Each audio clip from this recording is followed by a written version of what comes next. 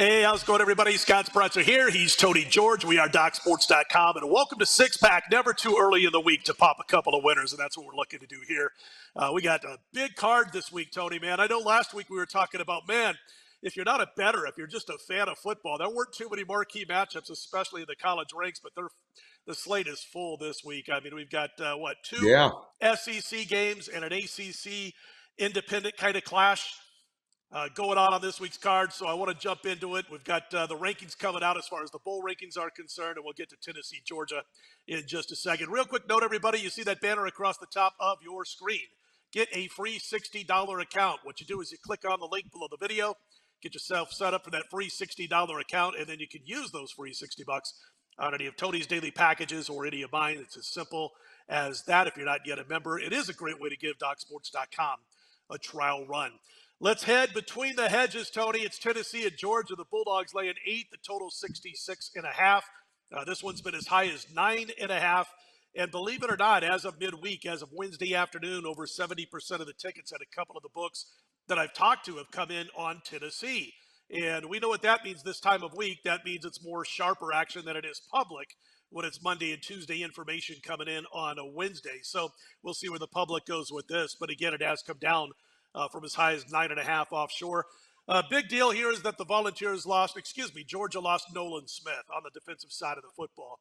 And with Tennessee having one of the best quarterbacks in college football this season, maybe Hendon Hooker's job just got a little bit easier when it comes to having a little bit more time to throw the football with Smith's sideline. Your thoughts on this one? Well, since Georgia can absolutely shut down the run, they know Tennessee's going to pass. They're not going to be able to run, so they're going to tee off on Hooker anyway. I mean, they're just going to send the house here. You got the number one scoring offense, the number one offense in yards per game. Apparently, one of a team that was able to beat Alabama, and an offense that really, we talked about it last week on the show at the Red Rock, that we thought might struggle a little bit against Kentucky's defense. And, well, no, they didn't. They proved to be every bit as good as they were advertised. And, at the end of the day here, number 4 in yards allowed for Georgia's defense. They're missing a component, as you mentioned. They're number 2 in scoring defense. One team scoring 51, the other one's allowing 10.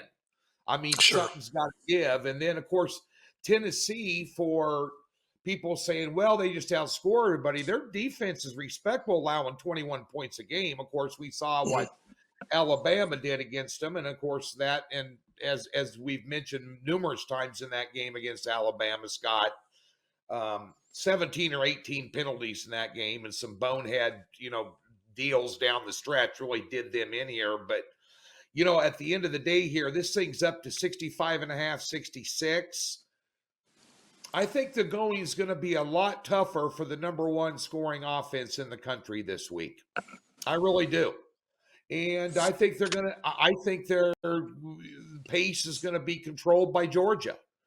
That's what they're going to want to do, is control the pace of the game.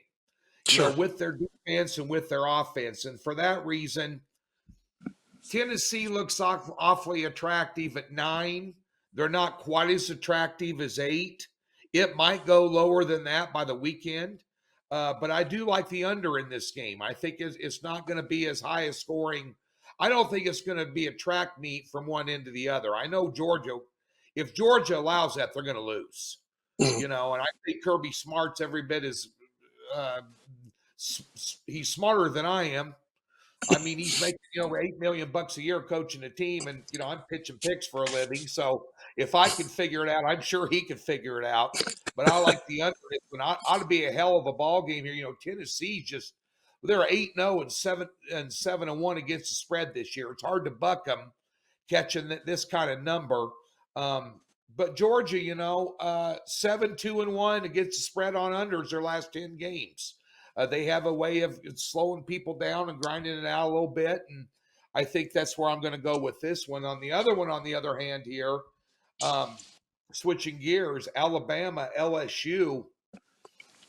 Well, I tell you what, I was listening to Mike Palm over at VEASAN this morning, and I know you do a show on VEASAN with Yeomans every Saturday night. If you aren't tuning in, by the way, folks, VEASAN.com, go check out Scott Spreitzer being a television star. But nonetheless, he was talking about how he thought Alabama was vastly overrated. How Alabama should not even be in front of TCU in the college football rankings right now. And you can make an argument for that, but at the end of the day here, LSU, a home dog, they put up 90 points in the last 2 weeks, Scott. 13 and a half point home underdog, total 58 against mighty Bama, rolling into Death Valley here in this one. This ought to be a hell of a ball game. Night game 2, which guess what? That means Death Valley has plenty of time to get lubed up. And we know what that place is like when they have the pregame festivities, as we'll politically correct call it. But anyway, they should be rocking. That joint gets rocking. You look at a seismograph, and the ground's actually shaking in Baton Rouge on Saturday night football games for LSU. So they'll have that big crowd advantage. Listen, you mentioned it. I mean, we've seen Alabama be probably more undisciplined this year than I've ever seen under Nick Saban. The penalties, the dumb penalties, the post-tackle 15-yard personal fouls, things of that nature that have gone on, shooting themselves in the foot. Having said all of that, and we saw it, by the way, it affected them more than once this year. A&M was closer than it probably should have been. They shot themselves in the foot in that game. You mentioned the 17-18 penalties against Tennessee. They had a ton of penalties against Texas. They were able to actually overcome that particular game. But I look at it from, in all due respect to Mike Palm, a little bit differently. They lost that game to Tennessee in Knoxville, over 100,000 screaming fans. It took Tennessee, a very good football team that could be in the playoffs this year, it took them overtime. It took them scoring 52 points to win by 3 in a game that could have easily gone either way. It took them a complete meltdown by Bama when it came to committing penalties and shooting themselves in the foot to win that game by 3 at home in overtime with a quarterback by the name of Hendon Hooker, who's one of the best in college football. So I look at that as though, yeah, Alabama lost, but boy, did they have to do a lot of wrong to lose a game by a field goal in overtime against a very good football team. So now they go up against LSU. And one thing that we saw about LSU is that they couldn't run at all in their game against Tennessee. They got beat 40-13. They gave up over 250 yards rushing, oh, by the way, in Baton Rouge to those Tennessee Volunteers. They got to be able to, on the other side, hold that Bama pass rush down. If they can't, and that offensive line at times this year, look at the Tennessee game again, referencing that game, that offensive line can be had sometimes, especially if they're not playing ahead of the chains. Yeah. If it's 3rd and 7, 3rd and 6, 3rd and 9, could be a little bit of trouble. Defensively, they give up a ton of passing yards to Ole Miss. They give up a ton of passing yards to the Tennessee Volunteers. I don't think this is going to be a runaway type of game for Alabama. I think it's going to be in a 14 to 17 point range, the margin of victory for the Tide.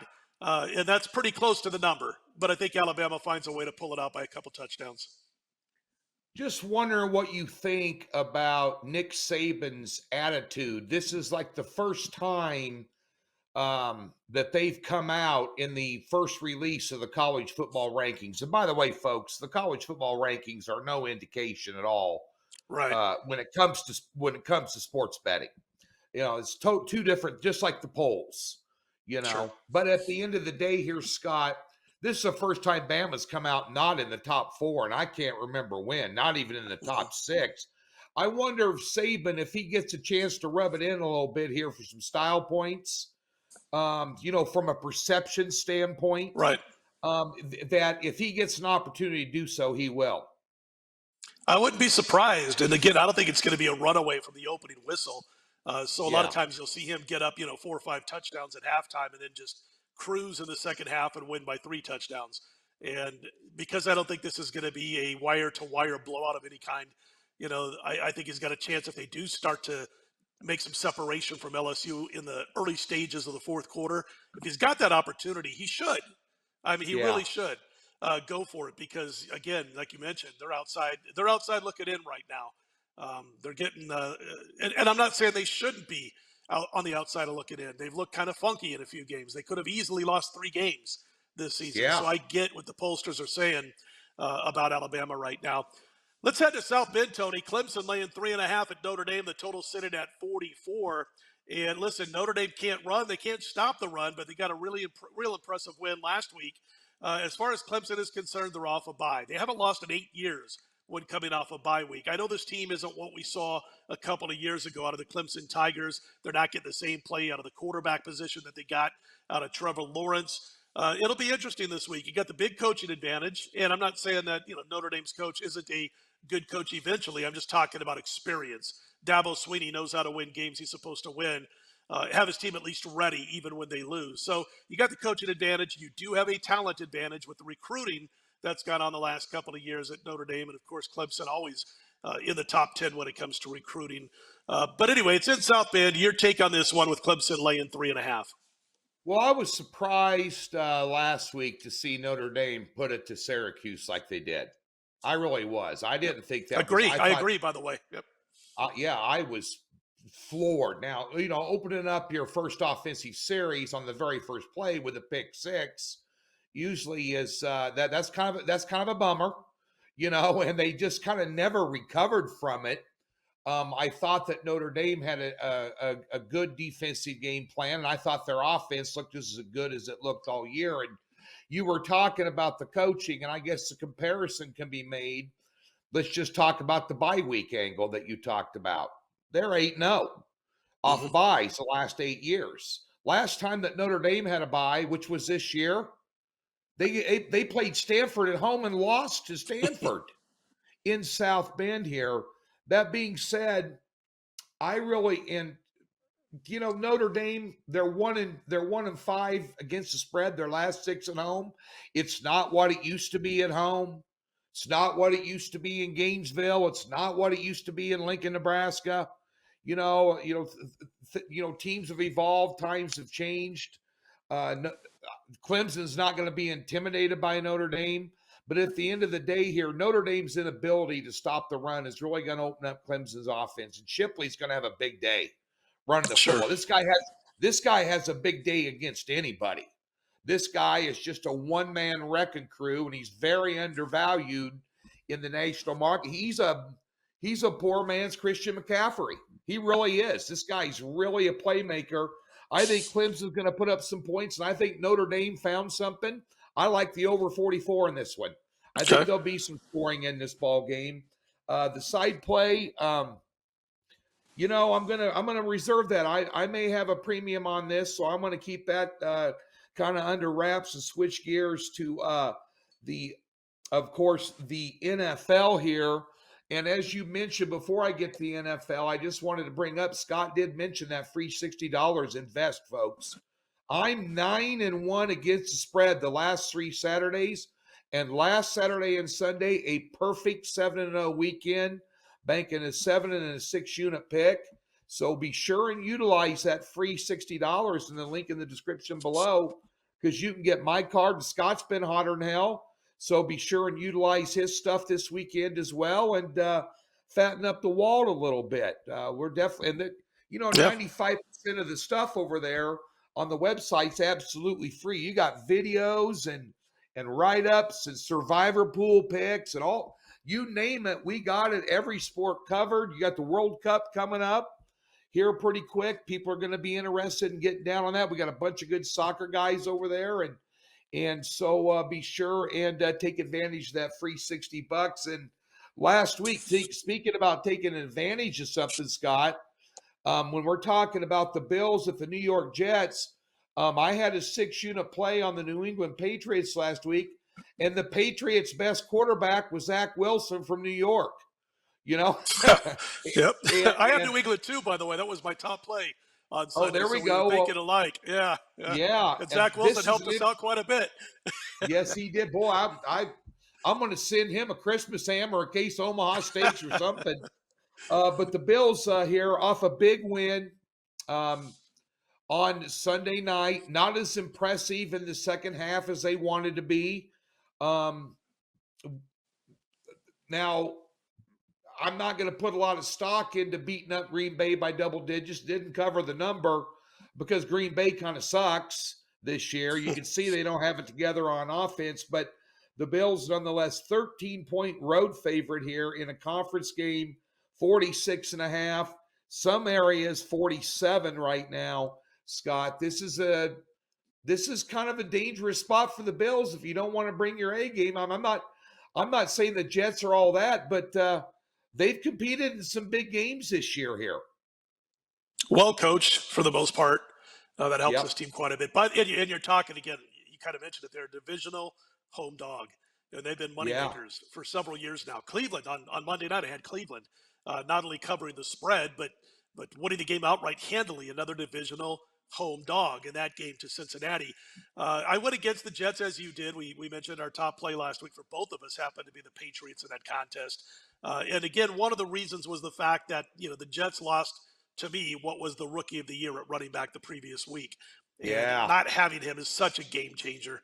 They ran for 51 yards last week. And so it shows you the difference in this offense without him. But Zach Wilson, 55% passer, a tick below 55% in 5 games this season. 3 touchdowns, 5 interceptions. That offense in the lower half of the NFL. But the defense is decent. And you look at the Buffalo defense, it doesn't get enough notice. It's underrated because you got Josh Allen and that offense on the other side of the football. But that defense is pretty darn good. Here's the thing about this. Only all this stuff we hear about Josh Allen from the non-betting media, and he deserves it. He's incredible. The offense is outstanding. It's incredible. Heck, the team went into Arrowhead and got a win, so you got to give them their credit. But this entire season, only one Buffalo game has gone over this total. And guess what? 41 of those 48 points were scored by the Bills. It was against Tennessee, 41-7 final score. I think this one stays under. Divisional game. The Jets got to try to keep Buffalo's offense off the field. And the Bills' defense being undervalued or underrated, I think it stays under the total this week. And again, that total sitting around 47. Speaking of Arrowhead, Mr. George, it's a joint you've been to quite a few times, your old stomping grounds. You've been there this season. Those Kansas City Chiefs are laying 12.5 here. The total 46.5. And I'm looking at what Tennessee did last week. And I'll tell you, it was, let's give the ball because, of course, Tannehill was out. Let's give the ball to Derrick Henry. Did I mention let's give the ball to Derrick Henry? Yeah. They ran for 314 yards rushing against the worst run defense in the NFL, that being the Houston Texans. They threw the ball 10 times, completed 6 of those for 55 yards, and got the win. Here's 2 things. First of all, that injury list for Tennessee still reads like a Tolstoy novel. I mean, it is War and Peace. But although Tannehill might come back this week. But running the football over and over and over is not going to happen this week against the NFL's 3rd-ranked run defense. So whether it's Tannehill, whether it's Willis, they're going to have to put the football in the air. Your thoughts on this one? Well, there's a couple of things that come to mind, and when I at first glance on Sunday night, when I looked at the opening lines, I go, God, that's a lot of points. I wasn't expecting. I thought maybe 7.5, 8. And Tennessee off, a big win where Henry looked good. And then I got to thinking about this game and some of the schemes that Kansas City runs. And the bottom line here is if you look at one of the key elements in this game, first of all, I don't care who's a quarterback. First of all, Garrett Willis is a poor man Steve McNair. He's just raw and he's inexperienced. And last week they didn't need him. The game was not on his shoulders. They were going to pound Henry 30 times a game plus, regardless what they're going to do. Sure. And Vrabel doesn't have a lot there. I mean, Vrabel should be up for one of the coaches of the year candidates because he's 5-2 with nothing. Because at the end of the day, if you ask yourself this, Scott, what the hell has Tannehill done all year? Nothing. I mean, he didn't have any wide receivers. They're not a vertical threat. And if you get behind against Kansas City without a vertical threat and try and run Henry 25, 30 times a game, you're not going to win. You're not going to stay in it. Secondly, Tennessee cannot play man-to-man coverage. Teams that give Kansas City problems can play man-to-man coverage. So you ask yourself a question. When's the last time that Tennessee played a prolific quarterback and tried to zone cover him? Well, that was Buffalo. And they got beat 41-7. you know. That being said, I'd stay away from 12 and a half, 13-point favorites.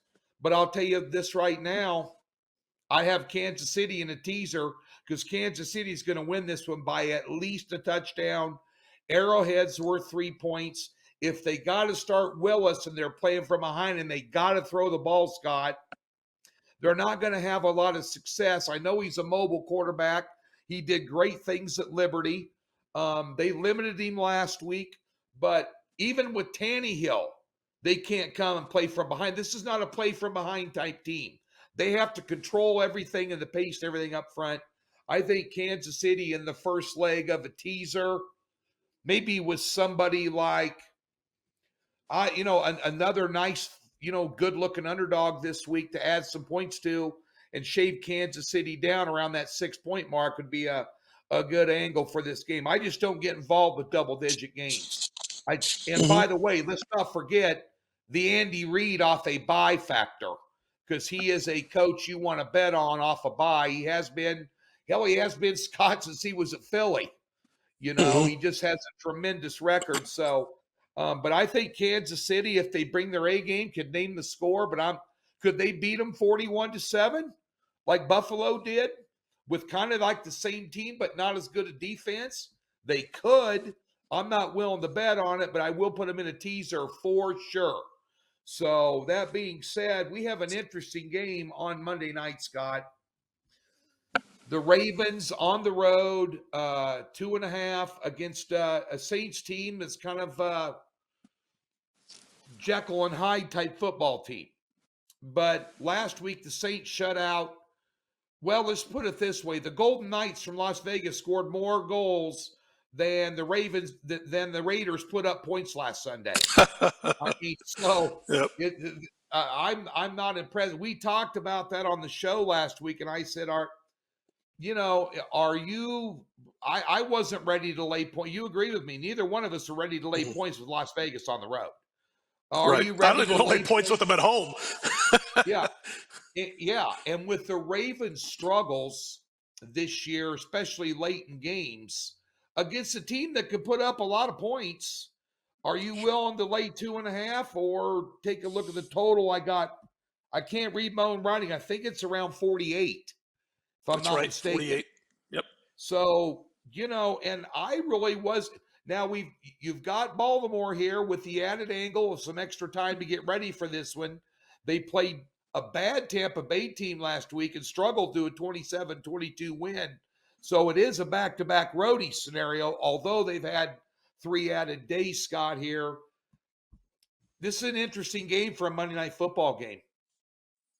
I think the books are going to see a whole lot of teaser action on New Orleans up to 8.5, and even 9. But the line's 2.5. It's also 3.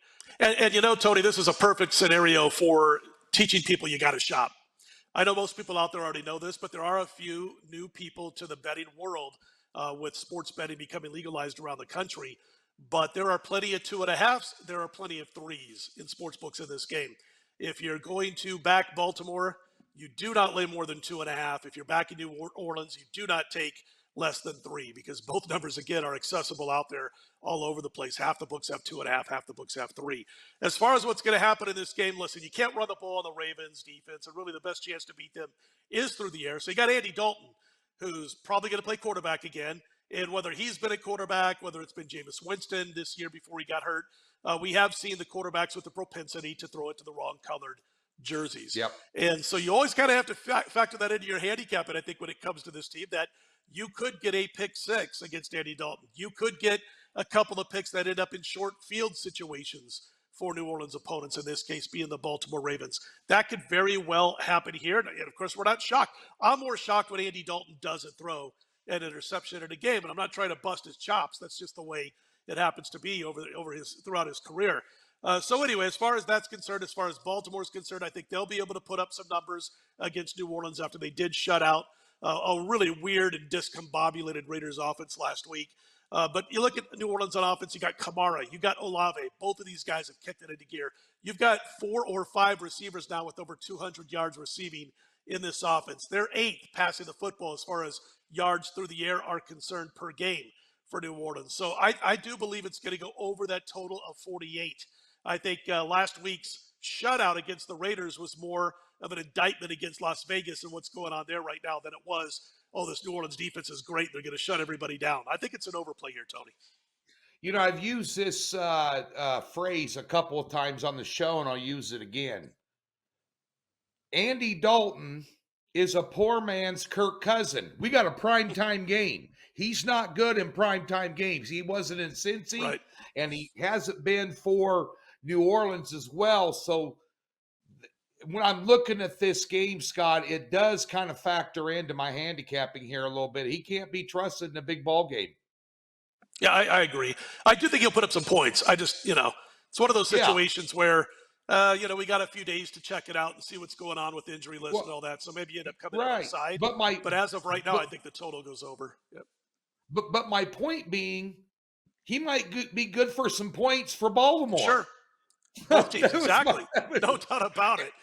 Yeah. You know what's good for some points and for some money is that free $60 account, folks. Yeah. And if you're not yet a member at DocSports.com, click on the link below the video, get your self set up for the free $60 account. You can use that on Tony's plays or mine. Tony talked about what he's been doing. After last week's winning week, I'm now 8-2 winning weeks in college and pro football combined this year, going all the way back to week 0. We hit the 7-star on Saturday. That was Mizzou, a nice outright win over South Carolina on the road. And we're sitting right now at 9-1 on the season with my high-end plays in college football. We swept Sunday, Monday NFL. It's been a really nice year. I had one bad week in the NFL, and that was week 7. And we bounced back with the winning week last week. So let's rack it up. Let's do it again, man. We're looking. And by the way, Daily Sports NBA is up so far on the season. 117-79, about 60% is the record since the start of last season. College basketball begins on November 7th with about 3,800 games. Boy, Sunday night's going to be fun. Looking at all those games. And then, of course, the NHL, soccer, all that good stuff. Check it out. But be sure to get yourself that free $60 account. It's a great way to give DocSports.com a trial run. Well, best of luck again to you, Tony. Let's keep it rolling. 9-1 the last couple of weeks for Tony George. I'm Scott Spreitzer. He's Tony. We are DocSports.com. Thanks for watching Six Pack, everybody. You know what to do, man. Let's put them in the win column, everybody.